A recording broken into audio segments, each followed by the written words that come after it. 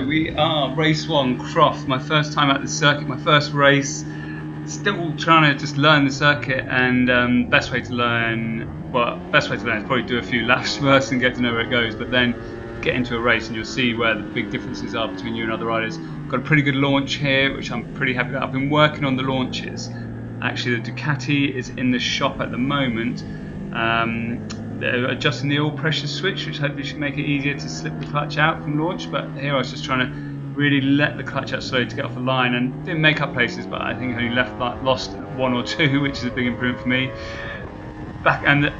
It was really good the race weekend. Everyone was quite respectful, which you might not expect at a race weekend. You think everyone's going to be at each other with knives, but there's quite a few corners, especially on the first lap, where you could just jam your bike underneath somebody hoping you're going to get through and you're going to have a crash. So big respect to everybody who was respectful of each other, and we managed to get through pretty much that instant every first lap, so that was really cool. And then you're out here, as you say, beautiful day. Croft was a mega circuit. I'm so happy that I went there. It was probably now one of my top 3 tracks in the UK, I'd say. Branch GP is obviously my favourite, yeah, it was mega, really fast, which is cool. There were bumps, but not in the wrong places. It really added to the character of the track rather than taking away from it. So here we are, we're coming around to race 1, finish lap 1, just managing to get under Liam Murtaugh there. Murtaugh, don't know how to pronounce his surname. He's just got the drive on him. I think it's a little bit wide, maybe it's distraction rider in front. Down here into turn 1, that's a pretty cool first lap. We're probably around 16th. Who have we got in front of us? Is that... I don't know who that is. I can't see on the screen I use for the editing. The picture's really small, so it's hard to work out who's who, but I do know a couple spots in front of us is our good friend John McCaughlin. I should also work out how to say his surname. Oldest guy on the grid, isn't he? Still plugging away. Yeah, big respect to John. He had a great weekend. He did have an off, unfortunately. I don't know if it's in this race. Here he is. I don't think the bike was handling quite how he'd like it in race 1.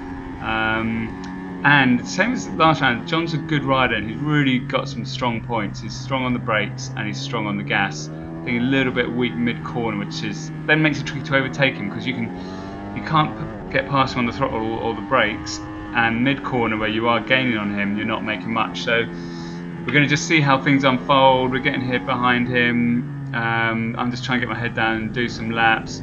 Here we go, right behind John now. Coming to the last hairpin. There's always a risk with the hairpin that someone's going to overload the front. I can't see what's going on. He's lifted. There's right on the floor.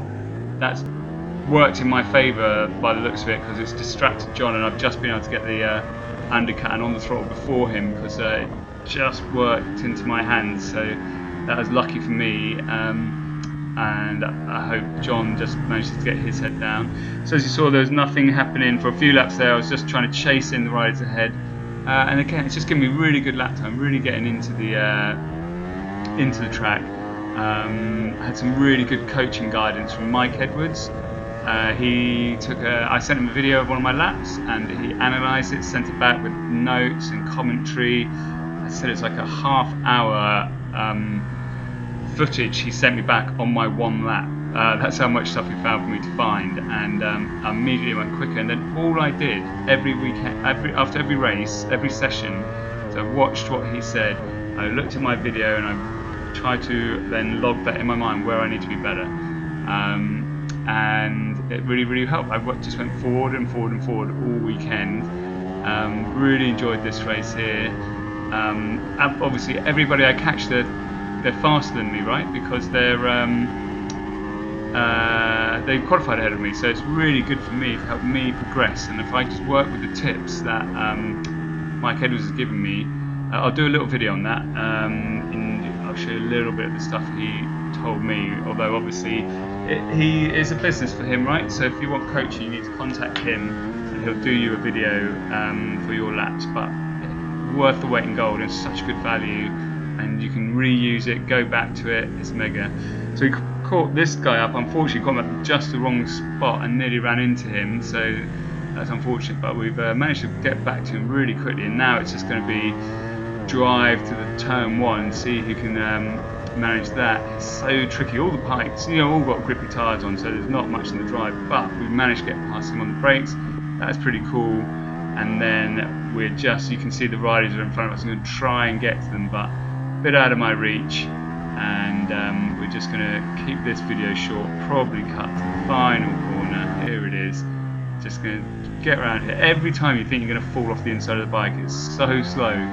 Although you look at the speedo, it's still like 45 miles an hour or something. And there we go, checkered flag, end of the race. Good work, everybody.